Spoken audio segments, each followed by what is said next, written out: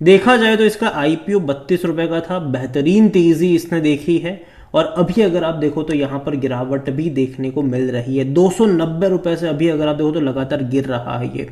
बात करेंगे वीडियो में इसके बारे में, लेकिन उससे पहले अगर आपने अभी तक चैनल को सब्सक्राइब नहीं किया है तो प्लीज़ अभी इसे सब्सक्राइब कर लीजिए, क्योंकि आगे भी बहुत सारे वीडियोस हैं जो आपको काफ़ी ज़्यादा हेल्प करेंगे।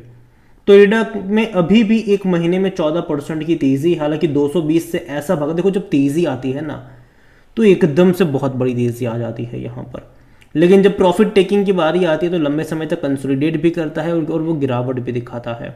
अगर आप एक साल का ग्राफ देखो तो हालांकि इसका जो आईपीओ है वो एक साल पुरानी लिस्टिंग नहीं है इसकी, पिछले साल नवंबर में ये इसका आईपीओ आया था।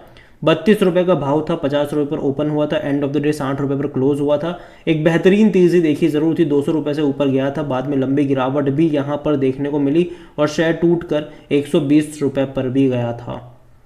फिर तेजी दिखाई, कंसोलिडेट किया, बड़ी रफ्तार दिखाई, अब वापस से यहाँ से कंसोलिडेट करने का टाइम आ चुका है। वापस से ये थोड़ी बहुत ही सही लेकिन गिरावट दिखा रहा है। वैल्यूएशन के हिसाब से भी देखें तो थोड़ा सा महंगा जरूर है ये। अगर हम यहाँ पर वॉल्यूम देखें तो फ्राइडे को तकरीबन 1.5 करोड़ के आसपास के शेयर यहाँ पर ट्रेड होते नजर भी आए थे। 310 रुपए का लेवल भी छू चुका है ये इंट्राडे का, 310 रुपए का लेवल, और वहीं से गिरकर अभी आया है ये तकरीबन 255 के आसपास, अभी उसी लेवल से गिरकर नीचे की तरफ आया है। तो ऑलमोस्ट कह सकते हैं कि उस लेवल से अब तक कंपेयर करें तो 18 से 20% का करेक्शन देखने को मिल चुका है यहाँ पर। मार्केट कैप इसका 68,000 करोड़ के आसपास देखने को मिल रहा है।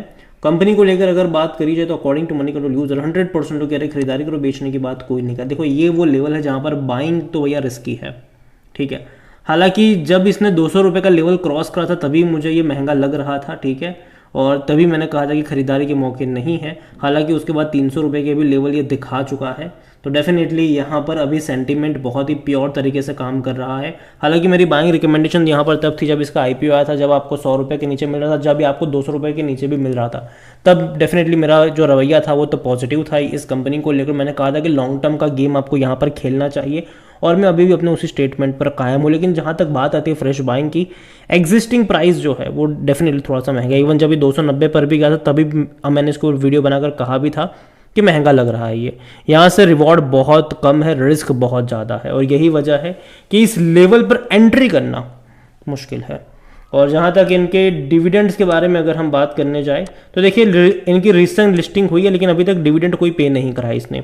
हालांकि 1 साल हुआ नहीं है इसकी लिस्टिंग को, लेकिन डिविडेंड अभी भी इन्होंने पे नहीं करा है। जनरली मैं एक्सपेक्ट करता हूँ कि शायद पे कर देगा इस साल के एंड में, क्योंकि देखो प्रॉफिटेबल कंपनी है, सरकारी कंपनी है, और जो सरकारी कंपनी पैसा कमाती है वो डिविडेंड भी अच्छा खासा पे ज़रूर करती है।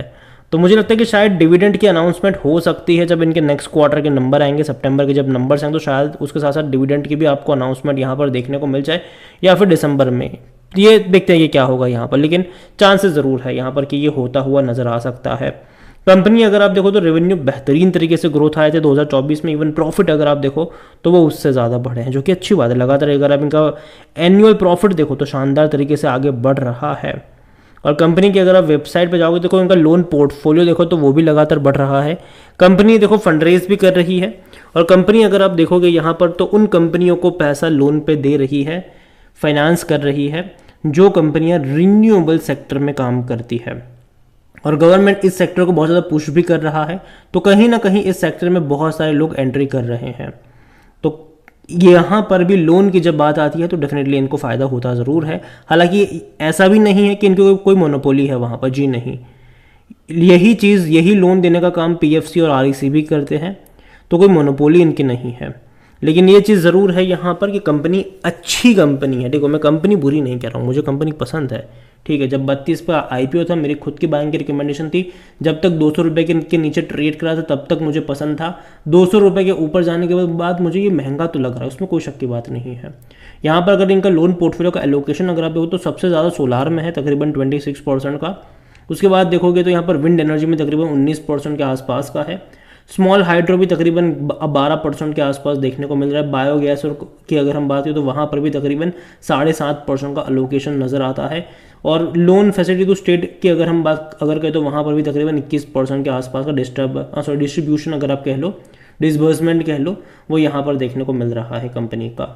और देखो जिस तरीके से गवर्नमेंट जो है वो लगातार अलग अलग इनिशिएटिव लेकर आ रही है, उनमें से उनका था कि देखो जो रूफटॉप सोलर है, ठीक है, वो भी लगाने का बहुत बड़ा इनिशिएटिव, और वहाँ पर भी लोन की ज़रूरत अगर होती है तो ये कंपनी वहाँ पर आती है।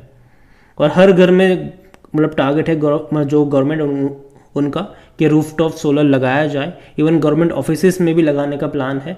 तो कहीं ना कहीं इसका भी एक बेनिफिशियरी ये कंपनी ज़रूर रहने वाली है आने वाले टाइम में भी। और जहाँ तक इसके वैल्यूएशन की बात करें तो जैसे कि मैंने कहा, देखो महंगा है, 51 का इसका पी रेशियो है, सेक्टर पी 18 का है, 50% एनालिस्ट कहते हैं खरीदारी करो। फाइनेंशियल्स अगर हम देखें तो देखो नंबर जो आए हैं वो अच्छे हैं, बुरे तो कतई नहीं है, बेहतरीन मैं कहूँगा। यहाँ पर 1500 करोड़ के आसपास का इनका रेवेन्यू था और तकरीबन 380 करोड़ से भी ज़्यादा का इनका प्रॉफिट था। लेकिन फिर भी वैल्यूएशन महंगे हैं, ठीक है, अच्छे नंबर से, लेकिन आने वाले टाइम में और अच्छे नंबर आने की उम्मीदें ज़्यादा है, क्योंकि अगर आप देखोगे तो और भी सारा जो पैसा है वो इन्होंने रेज करा है पिछले कुछ टाइम में और आगे और करने वाले हैं। रेवेन्यू में लगातार तेजी हम क्वार्टर ऑन क्वार्टर और ईयर ऑन ईयर बेस पे देख रहे हैं। प्रॉफिट अगर आप देखोगे तो यहाँ पर अच्छा खासा ग्रोथ प्रॉफिट में भी आया था। हालांकि मार्च क्वार्टर में प्रॉफिट उतने अच्छे नहीं थे, लेकिन जून में प्रॉफिट अच्छे हमें देखने को मिले, जो कि अच्छी बात है। यहाँ पर शेयर होल्डिंग को लेकर देखें तो जो प्रमोटर है उनकी होल्डिंग 75% की है। प्रमोटर कौन है? गवर्नमेंट है, यहाँ पर सरकारी कंपनी है ये, और लगातार लिस्टिंग से लेकर अब तक इंस्टीट्यूशन से बिकवाली करते नजर आए हैं।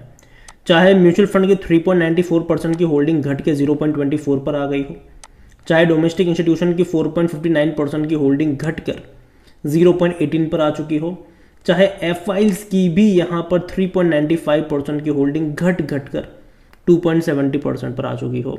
तो बिकवाली यहाँ पर ज़्यादातर हमें देखने को मिल रही है बड़े इंस्टीट्यूशंस की तरफ से।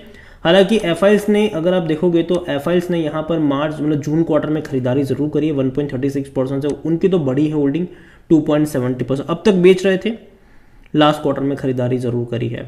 लेकिन रिटेल इन्वेस्टर ही यहाँ पर लगातार खरीदारी कर रहा है। रिटेल इन्वेस्टर अगर आप देखो तो पहले यहाँ पर 12% पे था और अदर पार्टीज यहाँ पर सिर्फ 0.11% पे थी। आज अदर पार्टीज 3.27% पर और जो रिटेल इन्वेस्टर वो 18% से भी ज़्यादा पर पहुँच चुके हैं। तो जो भी बड़े इंस्टीट्यूशंस ने बेचा है वो रिटेल इन्वेस्टर ने यहाँ पर खरीदा है, जो कि अच्छा साइन नहीं है। देखिए ओवरऑल मैं इरडा को लेकर अगर देखूँ तो इसका ग्राफ एक चीज़ क्लियरली शो करता है कि तेज़ी एक झटके में जब बड़ी आएगी तो लंबी गिरावट के साथ बाद में कंसोलिडेट भी करेगा।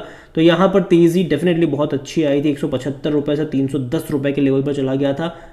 अब करेक्शन शुरू हुआ है और करेक्शन ऑलरेडी 18% तो हम देख चुके हैं। इंट्रा डे हाई 310 रुपये से अगर मैं कंपेयर करता हूँ तो ऑलरेडी ये 18% का जो करेक्शन है वो दिखा चुका है। लेकिन अगर आने वाले टाइम में यहाँ पर और ज़्यादा करेक्शन एक्सपेक्टेड रहेंगे, क्योंकि जब भी गिरावट आती है तो ये 15-20% पे रुकता नहीं है, ये कुछ ज़्यादा ही डीप करेक्शन दिखाते हैं। तो यहाँ पर मुझे लगता है कि अगर और 15-20% का करेक्शन यहाँ पर और पॉसिबल हो सकता है। अगेन ये मेरा मानना है, कोई रिकमेंडेशन ये कतई नहीं है। वीडियो को यहीं पे एंड करता हूँ। पसंद आया हो तो लाइक करो, शेयर करें, चैनल पर अगर आप पहली बार हैं तो प्लीज़ सब्सक्राइब करें। और इरडा के बारे में आप क्या सोचते हैं वो भी आप मुझे कमेंट